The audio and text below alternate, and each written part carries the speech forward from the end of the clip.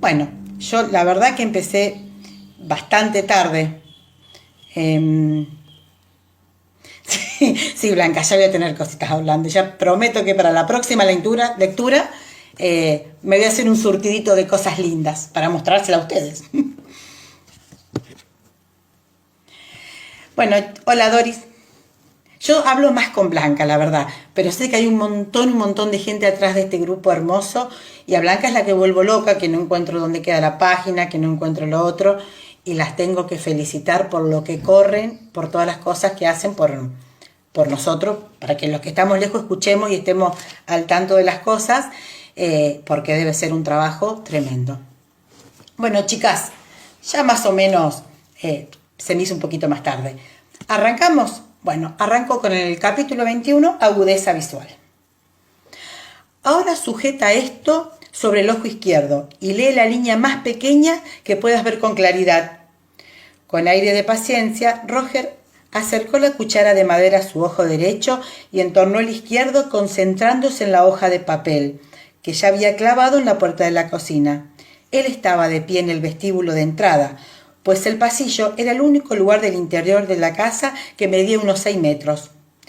Et tu brut, leyó. Luego bajó la cuchara. Mírame con una ceja negra levantada. Nunca había visto una tabla tan culta.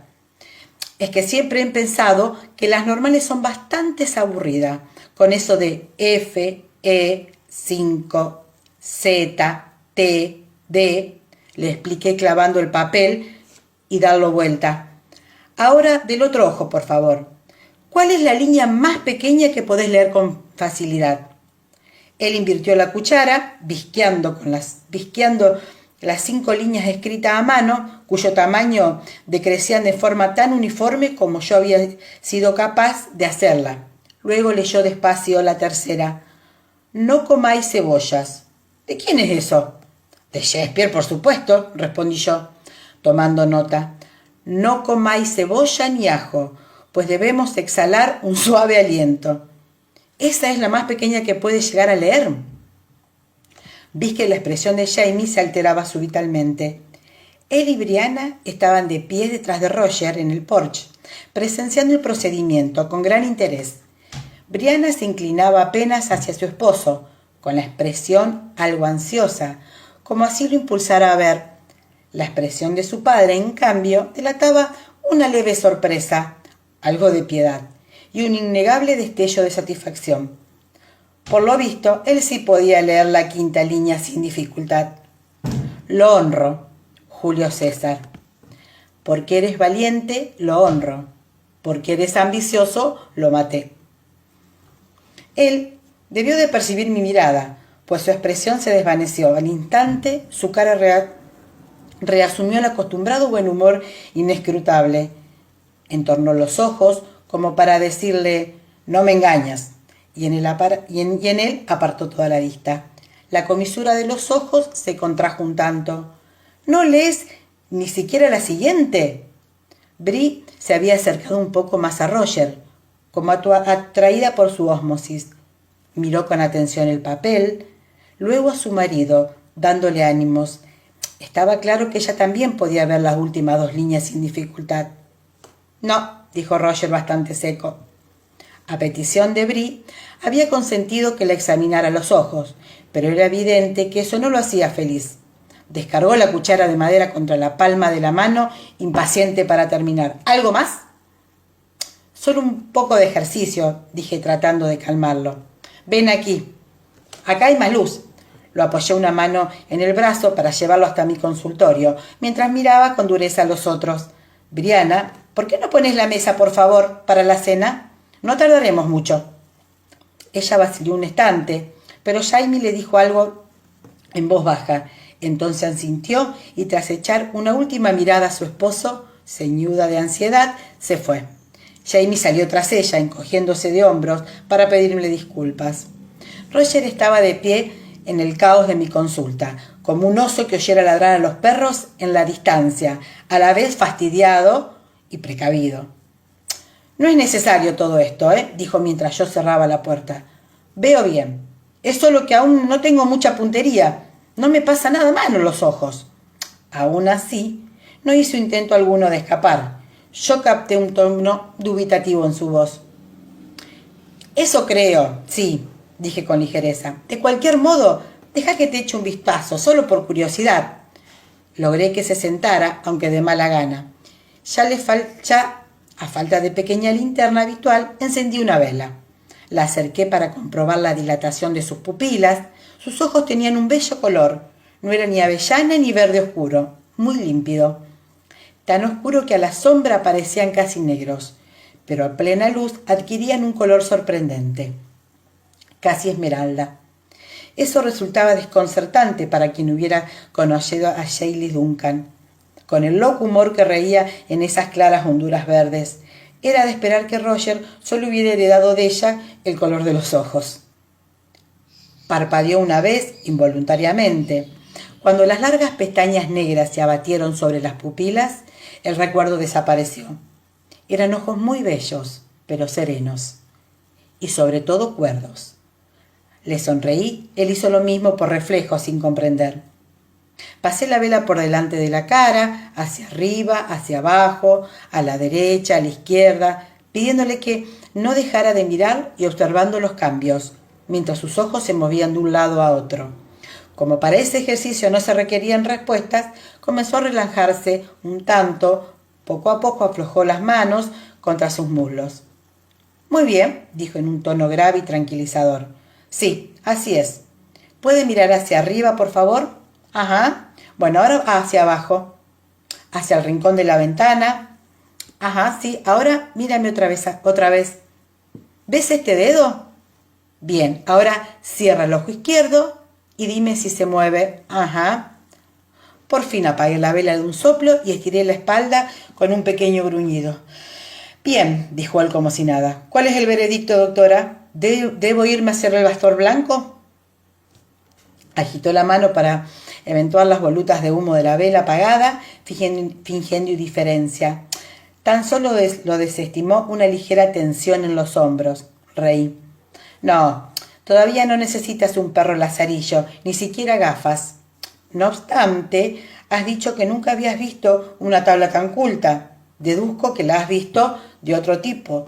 ¿Usabas gafas cuando eras niño? Él arrugó el entrecejo retrocediendo en su mente. Sí, dijo despacio. A su cara asomó una sonrisa. Mejor dicho, tuve un par. 2 o 3. Cuando tenía 7 u 8 años, creo. Era una molestia y me daba dolor de cabeza.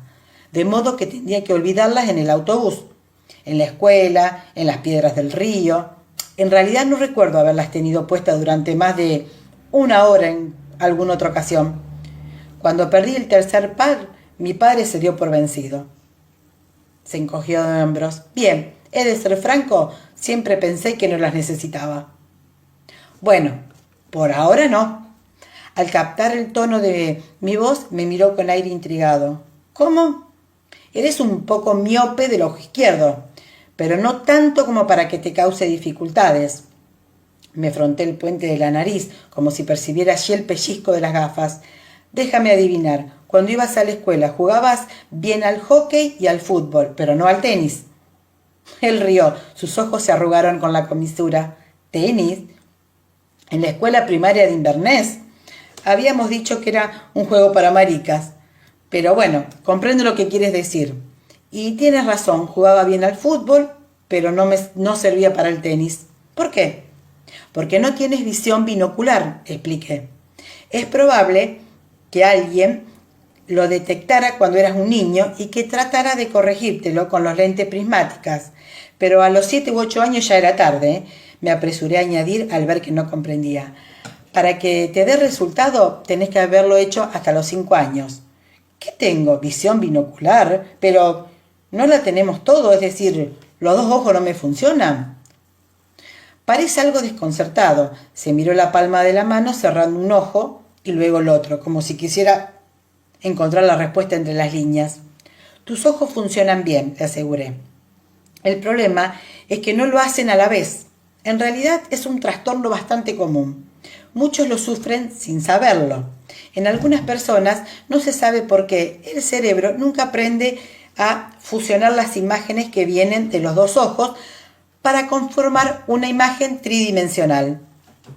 No veo en 3 dimensiones, pero ahora me miraba con un ojo muy entornado como si esperara verme súbitamente aplanada en un muro. La verdad es que no tengo un equipo de oculista, indiqué con un ademán de vela apagada, la cuchara de madera y la figurita y un par de varillas bastante usadas. Ni tengo estudios especializados, pero estoy casi segura. Le expliqué lo que sabía y él me escuchó en silencio.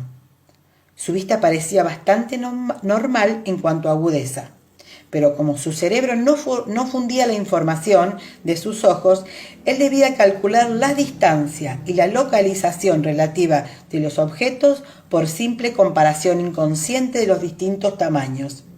En vez de formar una verdadera imagen tridimensional, lo cual significaba que ver perfectamente bien para realizar casi cualquier tarea que desee, le aseguré, y es probable que aprendas a disparar bien. De hecho, la mayoría de la gente cierra un ojo para disparar, pero podrías tener dificultades para disparar con blancos móviles. Aunque veas aquello a lo que apunta, al carecer de visión binocular, tal vez no puedas determinar con exactitud dónde está, a fin de poder darle en el blanco. Comprendo, dijo él. Así que si tratara de pelear, más me valerá limitarme a los garrotazos, ¿es así? Según mi humilde experiencia en cuanto a conflictos escoceses, la mayoría de las peleas no pasan más que garrotazos. Solo se usan las armas de fuego o las flechas cuando el objetivo es asesinar. Y en ese caso, el arma preferida suele ser el acero. Jamie dice que es mucho más fiable. Eso le arrancó un pequeño gruñido de diversión, pero no dijo más. Permaneció en silencio reflexionando mientras yo recogía el desorden propio de un día de consulta. Desde la cocina me llegaban los golpes secos, ruidos metálicos y el chisporroteo de la grasa, acompañada de un tentador aroma de cebolla frita con tocino que flotaba en el pasillo. Sería una comida apresurada. La señora Buck se había pasado el día ocupada en los preparativos de la expedición miliciana. No obstante, hasta las menos complicadas de su comida merecían la pena. A través de la pared oí voces apagadas, el súbito gruñido de Jamie y una breve exclamación de Brianna, otra de Lizzie, luego la voz de Jamie, que evidentemente consolaba al bebé mientras Bri y Lizzie se ocupaban de la cena. Roger también los oyó. Vi que su cabeza se giraba hacia el sonido. ¡Qué mujer!, dijo con una sonrisa. Sabe cazar presa y cocinarla, lo cual es una suerte dada la circunstancia, añadió melancólico. Por lo visto, yo no voy a poder poner mucha carne en nuestra mesa. Bah, exclamé con energía, para impedir cualquier intento de autocompasión. Yo nunca he cazado nada y pongo comida en esta mesa todos los días. Si crees que tu obligación es matar algo, hay pollos, gansos, cerdo y hay un montón de cosas en abundancia. Y si logras atrapar a esa condenada cerda blanca antes de que arruine por completo nuestros cimientos, serás el héroe del hogar. Eso lo hizo reír, aunque con un dejo de ironía. Espero recobrar mi amor propio, con cerdos o sin ello, dijo. Lo peor del asunto será explicar del problema a esos tiradores. Señaló con la cabeza hacia la pared, donde la voz de Brianna se mezclaba con la de Jamie, en una conversación apagada. Me tratarán con mucha amabilidad, como si hubiese perdido un pie. Entre risas terminé de limpiar mi mortero y me estiré para guardarlo en el armario. Bri solo se preocupa por ti, por este asunto de la regulación, pero Jamie piensa que no sucederá nada. Hay muy pocas probabilidades de que tenga que disparar contra alguien. Además, las aves de presa tampoco tienen visión binocular, añadí, exceptuando los búhos, los halcones y las águilas. Puede tener los ojos a ambos lados de la cabeza. Puede decirles a Bri y a Jamie que tu vista es como la de un halcón. Antes eso soltó una risa franca. Luego se levantó el tiempo que se sacudía los faldones de la chaqueta. Eso haré. Me abrió la puerta que daba al pasillo esperándome para cuando llegue Me puso una mano en el brazo para detenerme. Este trastorno binocular, dijo señalando vagamente su ojo. Supongo que es de nacimiento. Sí, casi con certeza. Él vaciló. Era obvio que no sabía cómo expresarse. ¿Y es hereditario? Mi padre de joven estuvo las fuerzas aéreas. Seguro que no lo tenía. Pero mi madre usaba gafas. Las llevaba colgada al cuello con una cadena. Recuerdo haber jugado con ellas. Tal vez lo heredé de ella. Fruncí los labios tratando de recordar si había leído algún tema sobre trastornos oculares hereditarios, pero no me vino nada correcto a la cabeza. No sé, dije al fin. Podría ser. Pero tal vez no sé, en realidad no lo sé. ¿Te preocupas por Jamie? Oh, un vago desencanto le cruzó las facciones, aunque lo borró casi de inmediato. Con una sonrisa torpe sostuvo la puerta para permitirme el paso. No es que me preocupe, ¿no? Solo pensaba que, bueno, si es hereditario y el pequeño también lo tuviera, entonces yo tendría la certeza. El pasillo estaba impregnado de sabrosos aromas a guiso de ardilla y pan fresco. Aunque estaba hambrienta, me quedé quieta mirándolo. No es que se lo desee, explicó Roger a toda prisa al ver mi expresión. En absoluto. Solo que si así... Apartó la vista tragando saliva. Oye, no le digas, abrí lo que acabo de decirte, por favor. Le toqué apenas el brazo. Creo que lo comprendería. ¿Quién no quiere tener la certeza? Él echó un vistazo a la puerta de la cocina, por la que surgía la voz de Brianna cantando Clinton para su bucilloso deleite de Jamie. Quizás la comprendiera, dijo él, pero eso no signifique que le guste oírlo. Bueno, ahora vamos por el capítulo 22, que le da el nombre a este libro, La Cruz Ardiente. Los hombres no estaban. Jamie, Roger, el señor Crislon y sus hijos, los hermanos MacLeod, y ellos también habían desaparecido antes del alba, sin tener más rastros que los desordenados restos de su desayuno apresurado, huellas de barro en el umbral.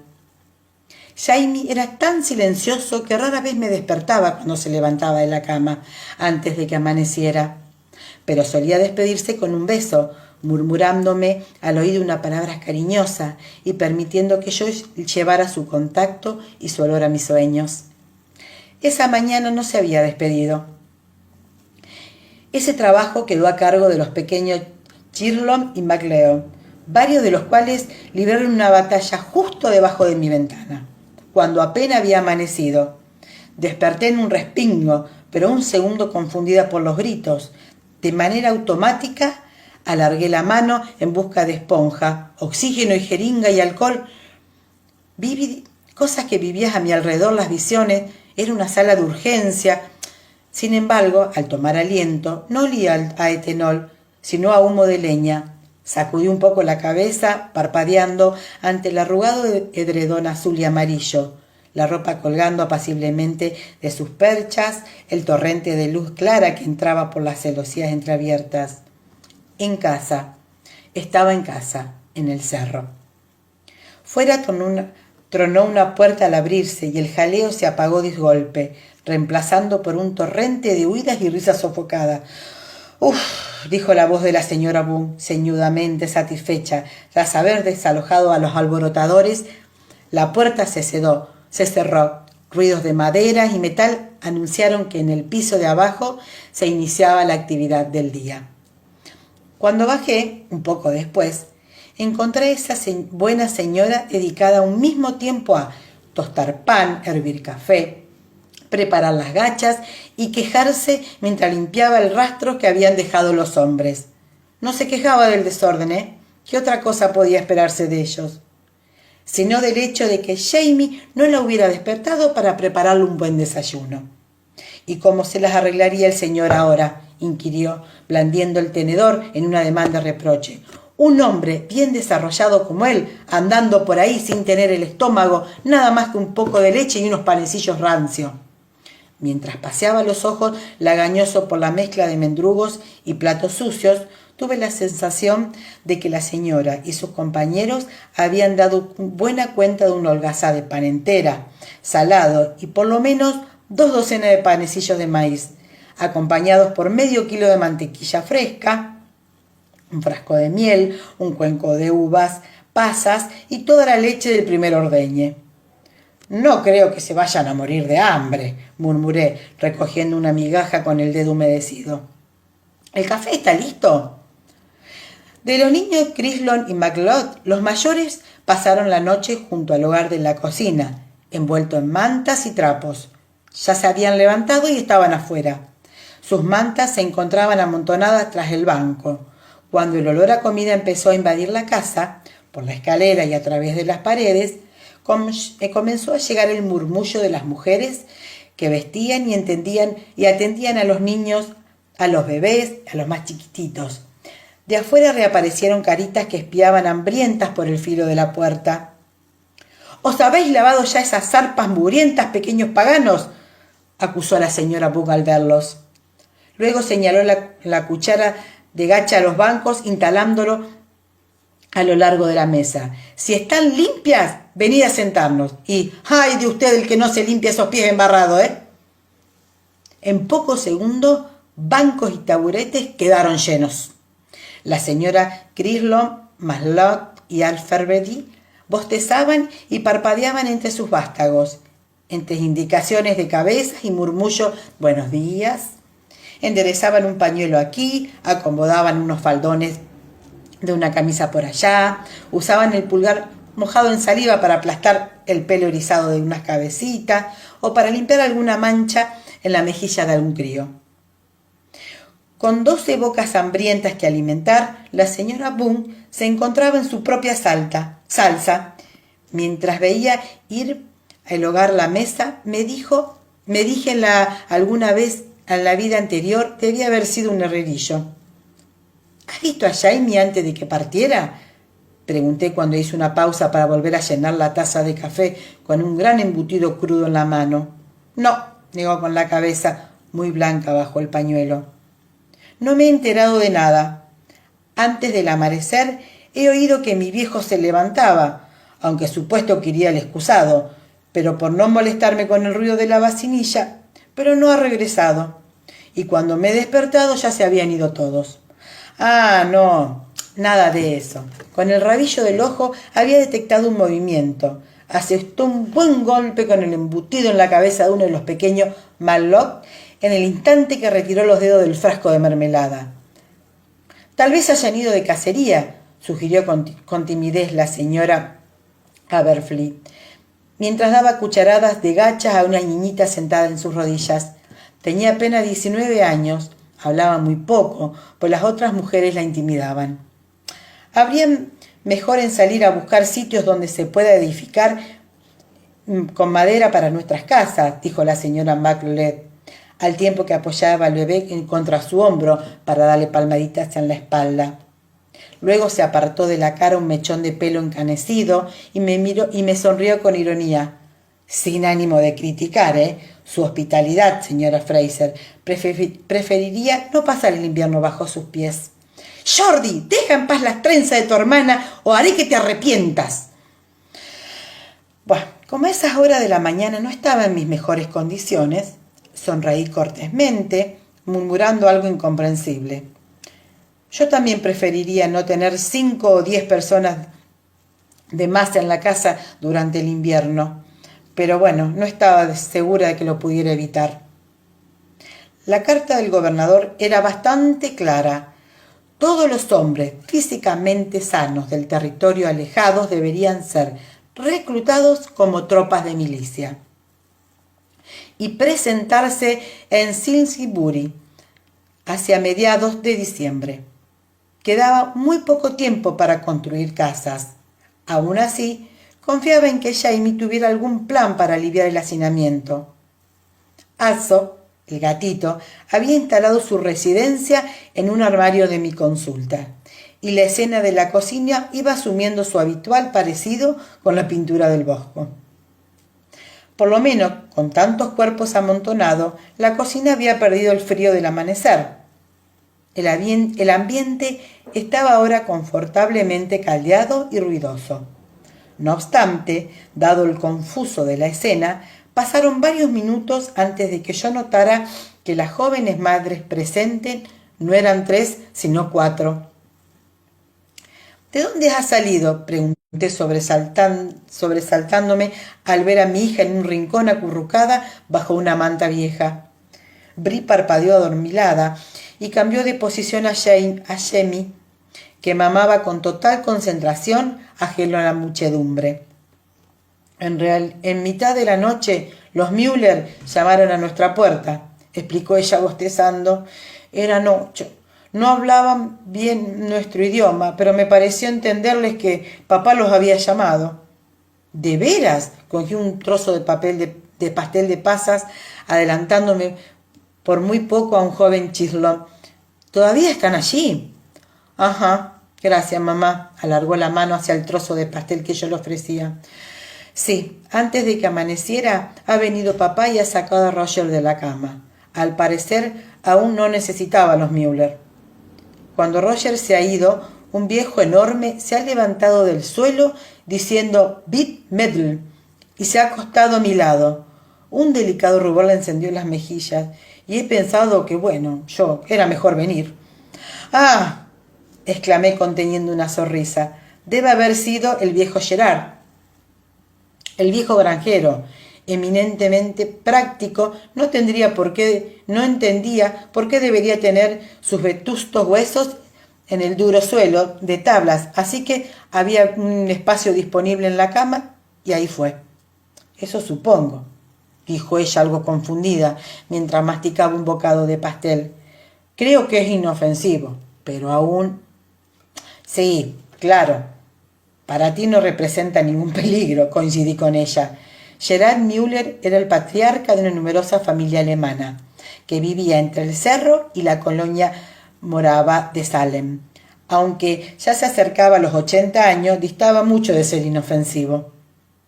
Mastiqué despacio, recordaba la descripción que Jamie me había hecho de las cabelleras calvas de la puerta de su granero. Eran de mujer, largas cabelleras oscuras y sedosas, cuyos extremos se mecían al viento, como si estuvieran vivas. Había dicho él, atribulando por el recuerdo, como pájaros clavados en la madera. Y había una blanca que Gerard me había traído envuelta en una tela salpicada de sangre. No era inofensivo. Tragué saliva, como si el pastel estuviera seco en mi garganta. Inofensivos o no, han de tener hambre, dijo la señora Chislon, muy pragmática. Se agachó para recoger una muñeca, un pañal mojado, a un niñito que se retorcía. Aún disponía de una mano libre para el café.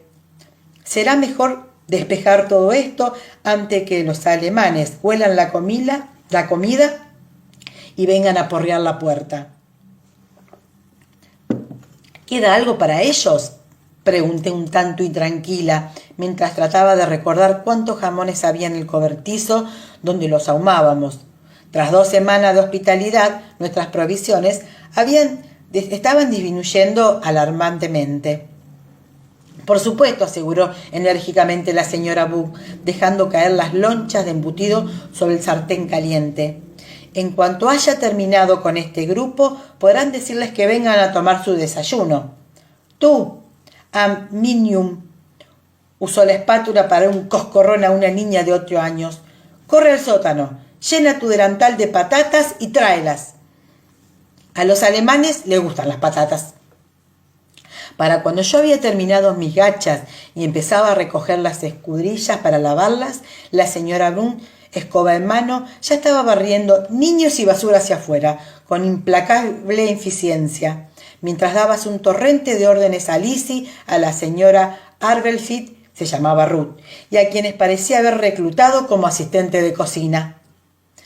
«¿Puedo ayudar comencé débilmente, pero la anciana negó con la cabeza y me ahuyentó con pequeños movimientos de escoba.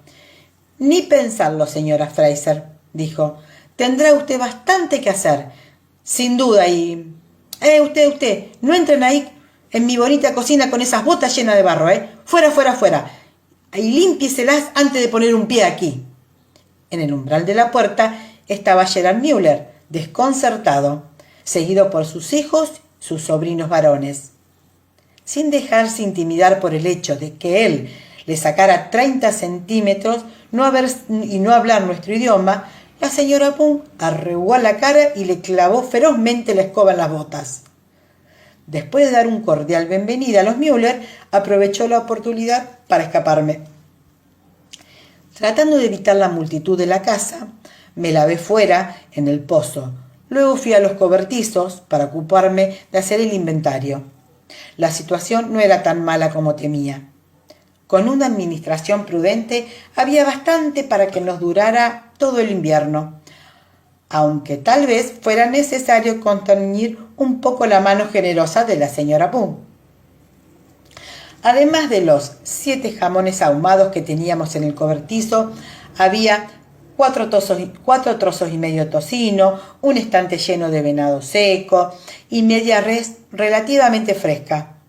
Al levantar la vista vi las vigas bajas del techo, negra de hollín. De allí colgaban los manojos de pescado seco y ahumado, tiesos y apretados, como pétalos de flores grandes y feas. Había también unos 10 toneles de pescados y 4 de cerdos, conservados con sal. Una vasija grande de piedra, con unos 6 kilos de grasa, otra más pequeña con grasa fina y otra de queso de cerdo. Sobre esa tenía mis dudas. Lo había preparado siguiendo las instrucciones de una Müller, traducidas por Jamie, pero nunca había visto queso de cerdo, y no estaba segura de que estuviera ese aspecto. No sé, levanté la tapa para olfatearlo con cautela, aunque olía bien, ligeramente espaciado con ajo y pimienta en grano, sin rastro de putrefacción. Probablemente no moriríamos por envenenamiento con tomaína, aunque sería mejor proponer a Gerard Müller que fuera el primero en probarlo. ¿Cómo puede tolerar en tu casa ese viejo del demonio?, había preguntado Marsali cuando Gerard y uno de sus hijos aparecieron en el cerro. Pocos meses antes, sabía por Fergus aquello de las mujeres indias, y esos alemanes le provocaban una horrible repugnancia. ¿Y qué otra cosa podría ser?, había replicado Jamie a su vez con la cuchara a medio camino. ¿Matar a los Müller? ¿A todos? Pues lo que hiciera con Gerard tendría que hacerlo con todo el grupo. Y luego colgar sus cabelleras en mi establo. Había contraído un poco la boca. Creo que la vaca se va a retirar la leche. Yo preferiría las ganas, y ya había perdido las ganas de ordeñar. Marsali había arrugado la frente, pero no era de las que se dejaban desviar la discusión por una broma. No digo eso, pero permitirles que entren en tu casa y tratarlos como amigos. Su mirada había pasado de Jamie a mí ceñuda. Las mujeres a las que él mató eran amigas tuyas, ¿no? Tras intercambiar una mirada con Jamie, yo me había encogido un poco de hombros. Él había hecho una pausa para reunir sus pensamientos, mientras removía lentamente su sopa. Luego había alejado la cuchara. Lo que Gerard hizo fue algo horrible, había dicho. Se trataba de una venganza, y a su modo de ver las cosas no podría obrar de otra forma. ¿Arreglaría algo que yo me vengara de él? No, habría dicho Fergus con firmeza antes de apoyar una mano en el brazo de Marsali. Pero acallar todo lo que ella pudiera decir, sonriéndole de oreja a oreja. Claro que los franceses no somos partidarios de las venganzas. Pues quizás algunos franceses, había murmurado yo, pensando en el conde de Saint-Germain. Pero Marsali no se había dejado acallar tan fácilmente. Lo que quieres decir es que no eran tuyas, ¿verdad? Al ver que Jamie encaraba las cejas sobresaltado, había insistido. Las mujeres asesinadas, digo. Pero si hubieran sido de tu familia, si hubiéramos sido Liz y Brianna o yo, por ejemplo. A eso me refería, había explicado él sereno. Era la familia de Gerard. Se habían apartado de la mesa para levantarse sin terminar su sopa. ¿Has acabado, Fergus? El muchacho había elevado hacia él una ceja lustrosa. Luego había cogido su escuadrilla para beber todo el contenido. La nuez de Adán se bamboleó en su cuello largo y moreno. «Oui», Había dicho el tiempo que se limpiaba la boca con una manga. Luego se había levantado, había dado una palmada en la cabeza de Marsali y le había retirado el pañuelo con una hebra del pelo claro como la paja. No te preocupes, Cherry. Además, no seas partidario de la venganza. Te prometo que si alguien quisiera arrancarte el cuero cabelludo, yo haría una telegrilla para tabaco con su escroto. Y seguramente tu padre se sujetaría las medias con las entrañas del malhechor. Lanzando un pequeño bufido de divertida, Marsali le había dado una palmada en la mano. No se volvió a hablar de Gerard Müller. Dejé la pesada vasija llena de queso de cerdo junto a la puerta del cobertizo para no olvidarla cuando regresaba a la casa. Me preguntaba si Frederick, el hijo de Gerard, había venido también. Era lo más probable, pues el muchacho no llegaba a los 20 años. A esa edad no quería perderse nada que prometiera ser estimulante.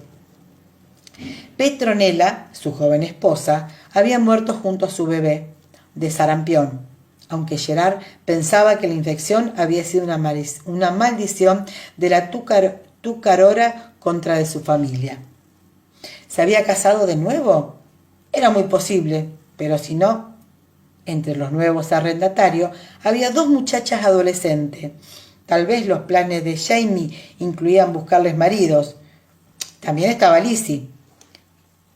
El granero estaba lleno en sus 3/4 partes, aunque en el exterior y en el suelo podía verse excrementos de ratón en cantidad alarmante.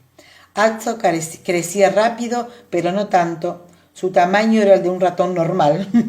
La harina era algo escasa. Solo había 8 sacos. Tal vez hubiera más en el molino. Tendría que preguntarle a Jamie. Saco de arroz, habichuelas secas, grandes cantidades de pacana, de nogal blanco y del nogal negro.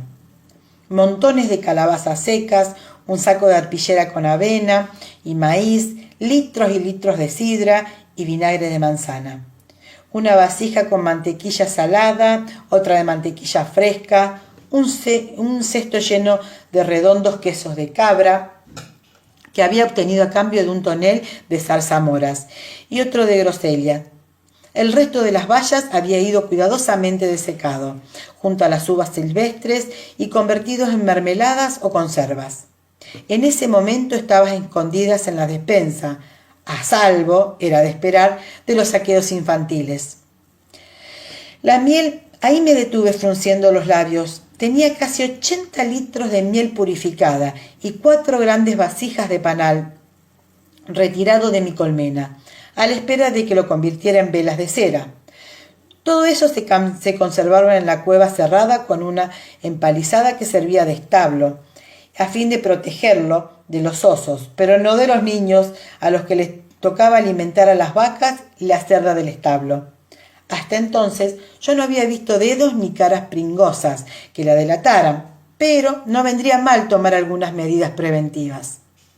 Sumando la carne, los cereales, la pequeña granja, parecía que nada iba a pasar hambre en ese invierno.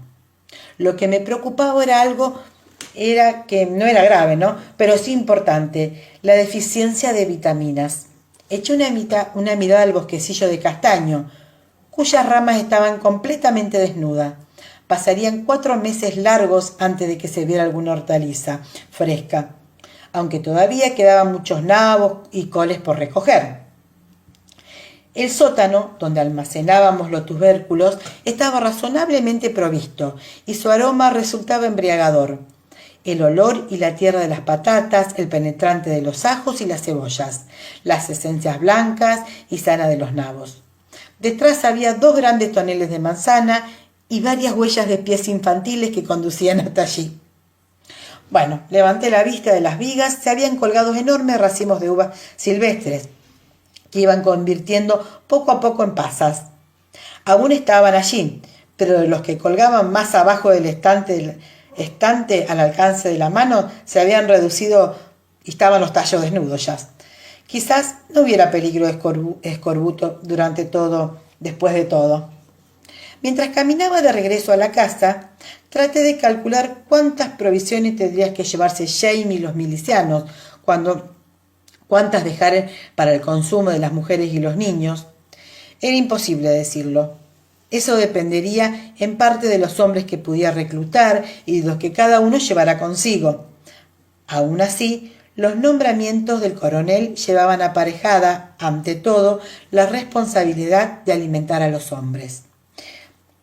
Los fondos les serían reembolsados más adelante, si acaso, por asignación de la asamblea.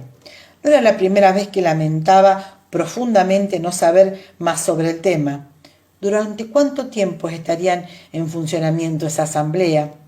Brian estaba fuera, dando vueltas y vueltas alrededor del pozo, con una expresión pensativa, arrugándole la frente. «Tú verías», dijo sin preliminares. «¿Se fabricarán tubos de metal en esta época? Los romanos los hacían, pero...» «Los he visto en París y en Edimburgo. Se empleaban para canalizar la lluvia de los tejados», sugerí. «De modo que existen, pero no estoy segura de haber visto ninguno en las colonias.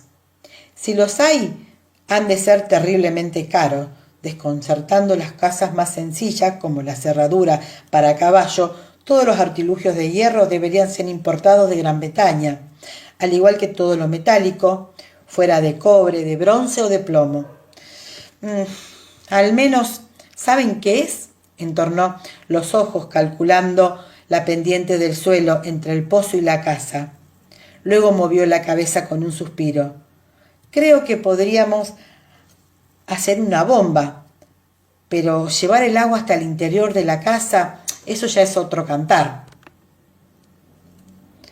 De pronto bostezó parpadeando con los ojos ligeramente lacrimógenos a la luz del sol. «Estoy tan cansada que no puedo pensar. Jamie estuvo llorando toda la noche y cuando al fin se quedó dormido aparecieron los Müller. Creo que no he pegado un ojo». «Recuerdo esa sensación», dije solidaria con una sonrisa. «¿Fui muy pesada de bebé?», preguntó ella devolviéndomela. «Mucho», le aseguré, mientras giraba hacia la casa. ¿Y el tuyo dónde está?». Briana se detuvo en seco al mirar más a quien aferraba en el brazo. «¿Qué? En el nombre de Dios, ¿qué es?». Me volví para mirar y sentí un espasmo en el fondo del vientre.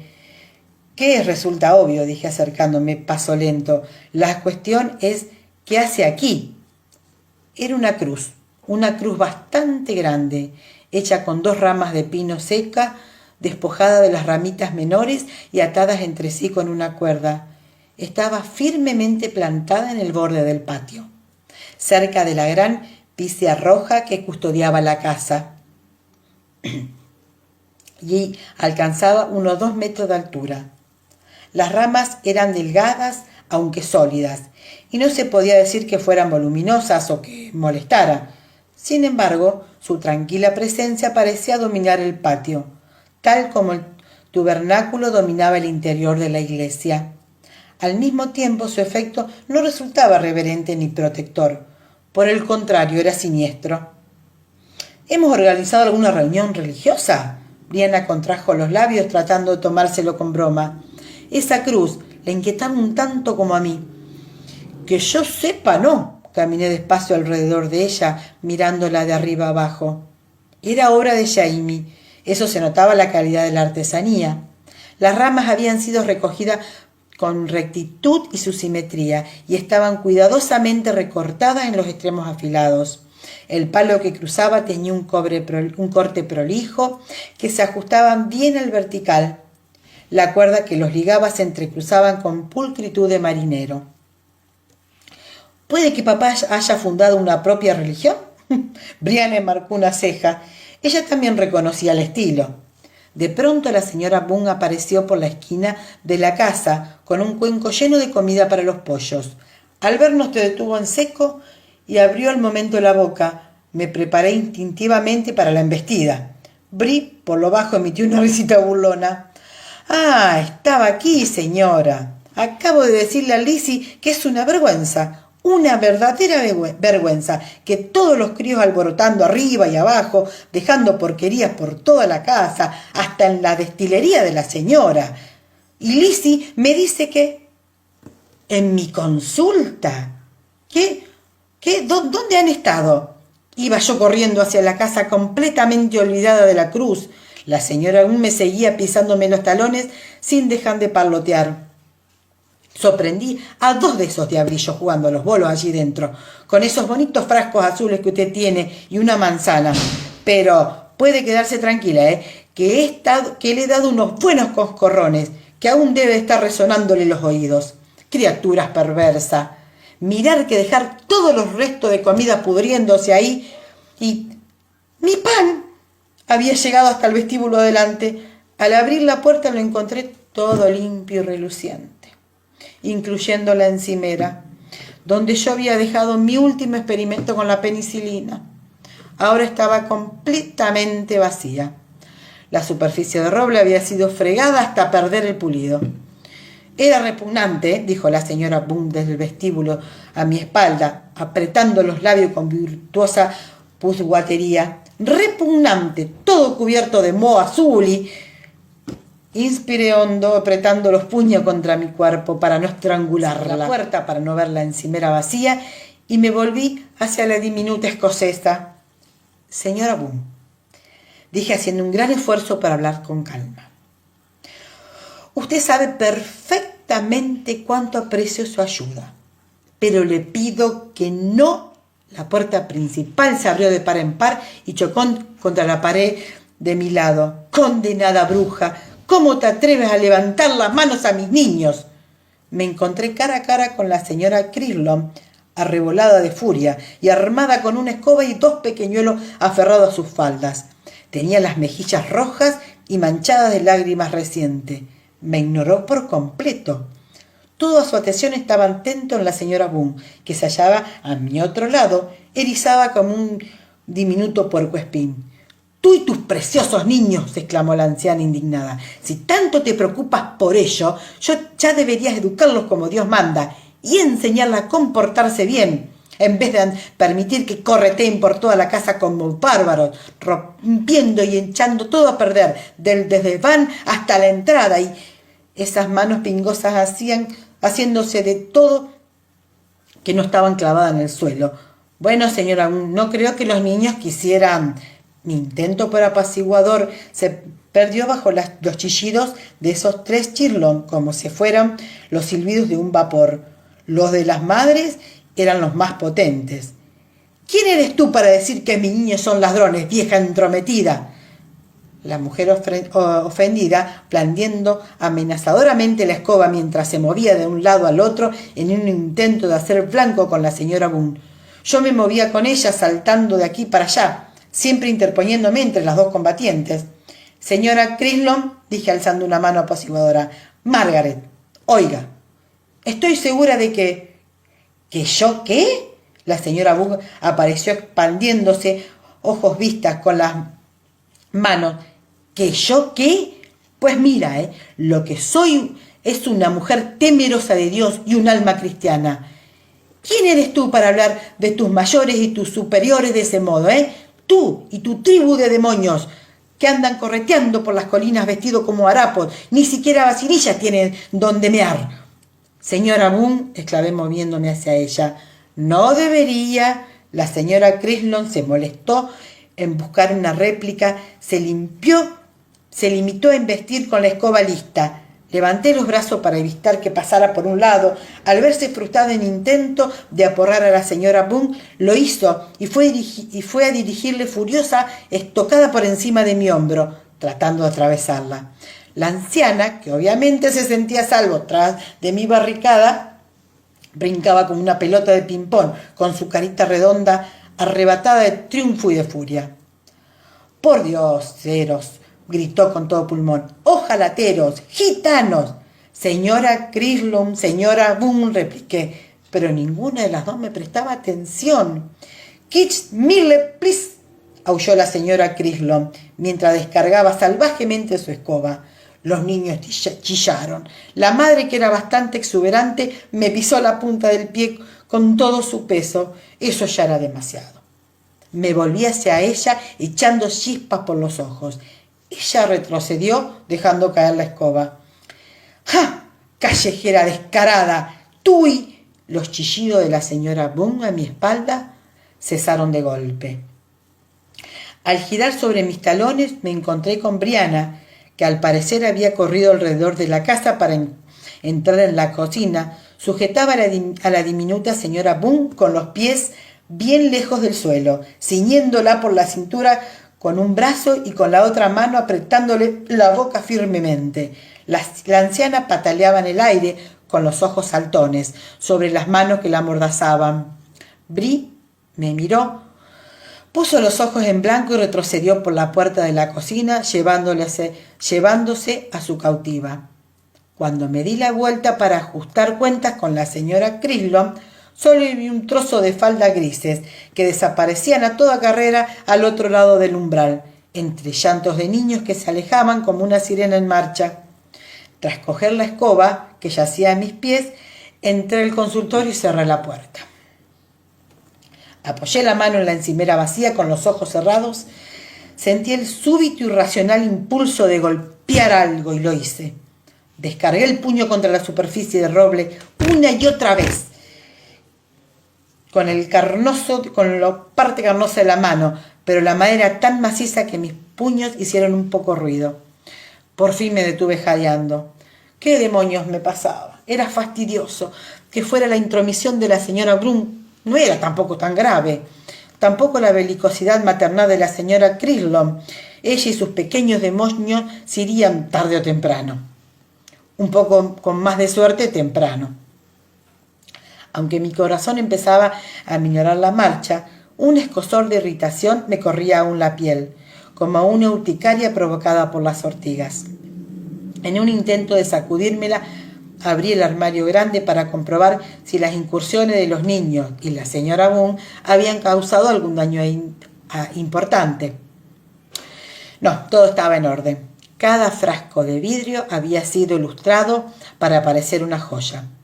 A la luz del sol le arrancaba un fulgor azul y verde y cristalino, pero todos habían sido depositados de nuevo en su sitio, exacto, con las etiquetas bien escritas, hacia adelante. Las heces de hierbas secas habían sido sacudidas para quitarle el polvo y volvían a colgar pulcramente de los clavos. Ver todos esos remedios juntos me tranquilizó. Toqué un pote de ungüento contra los piojos, al tiempo que me sentía gratificada como un avaro al ver el número y las variedades de sacos, tarros y frascos, lámparas y frascos de alcohol, microscopios, serruchos grandes para amputaciones, frascos de sutura, cajas de escayola, paquetes de hilos de algodón. Todo estaba dispuesto con una precisión militar. Formaba hileras como reclutas diversos bajo la mirada de un sargento de instrucción. La señora Boone tenía todos los defectos de su grandeza, pero no se le podía negar que era un arma de caza muy virtuosa. En el armario solo había un objeto que permanecía intacto, una taleguilla diminuta. Era el amuleto que me había dado Nashawane la chamán Tuscarora. Seguía en su rincón, doblado a solas. Me pareció increíble que la anciana no lo hubiera tocado. Yo nunca le hubiera dicho qué era, aunque tenía aspecto indio por las plumas de cuervo y de pájaro carpintero que atravesaban el nudo. La señora Bu, que solo llevaba un año en las colonias y menos de unos meses en territorio salvaje, miraba con aguda suspicacia todo lo que fuera de los indios. En el aire permanecía el olor de su jabón de lejía, cargado de reproches como el fantasma de un ama. Como el fantasma de un ama de casa. En realidad no podía criticarle el pan mohoso, el melón podrido y las rodajas de manzana reblandecidas.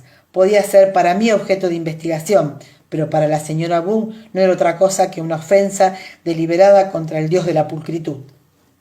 Cerré el armario con un suspiro, añadiendo la leve perfume del espliego seco y el olor almilcazado de la menta, de los fantasmas de la lejía, de las manzanas podridas.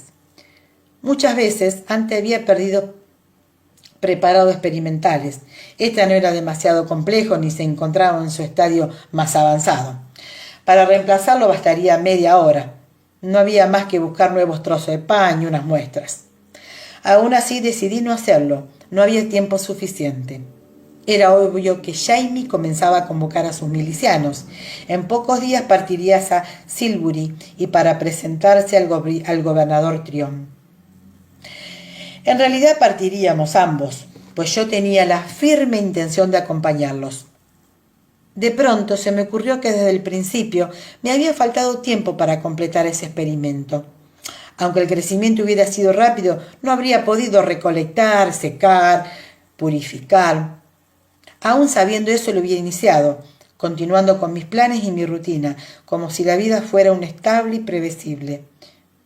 Pero si nada pudiera amenazar el tenor de mis días, como si al fingir pudiera hacerlo realidad. Realmente eres unas tontas, Beauchamp, murmuré, sujetando un rizo detrás de la oreja con aire fatigado. Cerré bien la puerta al salir y fui a negociar la paz entre la señora Boone y Chirlon. En apariencia, la paz había vuelto a la casa. No obstante, perduraba una atmósfera de nerviosismo. Las mujeres hacían su faena tensa y con los labios apretados. Incluso Lizzie vivía imagen de la paciencia, se le oyó chasquear la lengua cuando uno de los niños derramó una cacerola de leche en las escaleras. Afuera el aire parecía crepitar como si se avecinara una tormenta eléctrica. En mis idas y venidas entre los cobertizos y la casa no cesaba de mirar el cielo sobre el monte Rohan, casi esperando ver el reflejo de los relámpagos. Sin embargo, el cielo aún tenía el pálido azul pizarra del otoño avanzado, empañado solo por algunas nubes. Me descubrí distraída y incapaz de concentrarme en nada. Iba de tarea a otra, dejé las despensas un montón de cebollas a medio trenzar, un cuenco de habichuelas a medio desenvainar, en la entrada un par de pantalones desgarrados en el banco, con las agujas colgando su hilo, una y otra cosa cruzada del patio, sin rumbo ni recado definido que cumplir.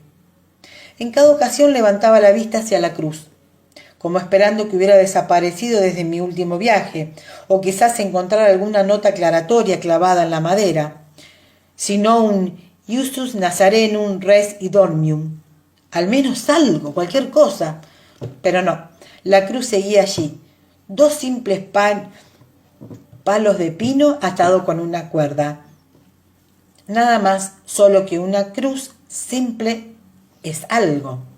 Y esta vez yo ignoraba qué. Todo el mundo parecía compartir mi distracción. La señora Boone, deprimida por el conflicto con la señora Crimlon, declinó preparar el almuerzo y se retiró a su cuarto ostensible dolor de cabeza, aunque se negó a permitir que yo la tratara. Lizzie, que solía tener buena mano para la cocina, quemó el guisado. Las nubes de humo negro mancharon las vigas de roble del hogar. Por lo menos teníamos a los Müller a distancia segura. Habían traído un gran tonel de cerveza. Después del desayuno se retiraron nuevamente a la cabaña de Brianna, donde parecían muy entretenidos. La masa de pan resistía a subirse. Jamie, al que le estaba saliendo otro diente, gritaba y gritaba. Sus incesantes chillidos los irritaron los nervios a todos, hasta el límite, incluso los míos.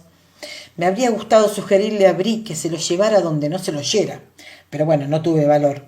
Al ver sus marcadas ojeras de fatiga en su cara tensa, la señora Chislon, puesta a prueba por la constante batalla de su prole, no tuvo reparos. Por el amor de Dios, mujer, ¿por qué no te llevas a esa criatura, a ese crío a tu cabaña?, le espetó. Que grite cuanto quiera, pero a los demás no tenemos por qué oírlo. Brie entornó los ojos peligrosamente y sisió. Porque en mi cabaña están sus dos hijos mayores, bebiendo con los alemanes, y no me gustaría molestarlos. La señora Crimlon se puso roja. Antes de que pudiera decir nada, dio un paso hasta Brie y le cogí al bebé. Lo llevaré a dar un paseo, ¿quieres?, dije cargándomelo al hombro. Mirá bien un poco de aire fresco, pero no subas. ¿Por qué no subes un poco y te acuestas un rato en mi cama, cariño? Pareces un poco cansada. Yo me ocupo del niño. Ya, dijo torciendo la boca. Y el papá es un poco católico. Gracias, mamá. Después de dar un beso a la mejilla caliente y mojada de Jamie, desapareció hacia el hueco de la escalera. La señora Crislon la siguió con una horrenda mirada ceñuda, pero al ver que yo la estaba observando, tosió un poco y llamó a sus gemelos de 3 años que estaban muy ocupados haciendo polvo mi costurero. Tras los confines calurosos y ahumados de la cocina, el aire frío del exterior fue un alivio. Jamie se tranquilizó un poco. Si bien continuaba retorciéndose y gimoteando, frotaba la cara contra mi cuello y roía con ferocidad la tela de mi chal, incómodo y babeante. Lo pasé despacio de un lado a otro, dándole palmaditas, tarareando por lo bajo lilibuliero. El ejercicio me serenaba, pese al nerviosismo de Jamie. Al fin y al cabo era uno solo y no sabía hablar. Y además eres varón, le dije cubriendo con la gorra de punto el suave pelillo que le cubría el caraño. Aunque los hombres tengáis vuestros defectos, al menos no reñís como gatos. Por mucho cariño que me inspiraran las mujeres por separado, Brie, Marsalie, Lizzie y hasta la señora Boone, era preciso admitir que en conjunto los hombres me resultaban mucho más tratables, ya fuera a causa de mi poco ortodoxa crianza. Me habían educado mi tío Lam y Firoz, su sirvienta persa. De mis experiencias durante la guerra, o ya debiera simplemente a un aspecto más de mi nada convencional personalidad, los hombres me parecían tranquilizadoramente lógicos y a salvo, en muy pocas excepciones, gratamente directos. Me volví para contemplar la casa. Se alzaba serena entre las píceas y los castaños, sólida en su construcción y elegante en sus proporciones. En una de las ventanas apareció una cara que sacó la lengua y la apretó contra el vidrio, visqueando sobre la nariz achatada. El aire frío y limpio me trajo unas voces femeninas agudas y varios golpes resonantes. Ay, me dije, por mucho que me desagradara volver a partir tan pronto, a pesar de lo poco que me gustase ver a Jamie envuelto en conflictos armados de cualquier tipo, la idea de pasar 1 o 2 semanas en compañía de 20 o 30 hombres barbudos y malolientes iba adquiriendo innegable atractivo, aunque tuviera que dormir en el suelo. No todo han de ser rosas en la vida, dije Jamie, suspirando, pero supongo que ya lo estás descubriendo, ¿verdad, pobrecito mío? Grum, protestó antes de encogerse como una bola para sacar el dolor de dientes a punto de salir. Las rodillas se me clavaban dolorosamente en los costados. Lo acomodé sobre mi cadera y le di un dedo para que mascara. Tenía las encías duras y abultadas. Palpié el punto sensible donde estaba brotando el diente nuevo, hinchado y caliente bajo la piel. Desde la casa llegó un alarido penetrante, seguido por gritos y pasos precipitados. ¿Sabes?, comenté. Creo que lo mejor para esto es un poco de whisky. ¿Qué opinas? Y retiré el dedo para apoyar el niño contra mi hombro. Al pasar junto a la cruz, agaché la cabeza buscando el amparo de la gran pizia roja. Justo a tiempo. La puerta de la cocina se abrió de par en par. La penetrante voz de la señora Boone se elevó como un trompetazo al aire glaciar. Bueno, chicas, hasta acá llegó una parte del capítulo 22 porque es larguísimo. La próxima va a tener que contarnos cómo sigue la pelea con la señora Boone y todos esos críos que hay adentro y el porqué de la cruz ardiente. Bueno, chicas, un gusto haber leído. Espero que me hayan entendido, de haber sido clara. Un beso grande y nos vemos las próximas. Chau, Sassenach.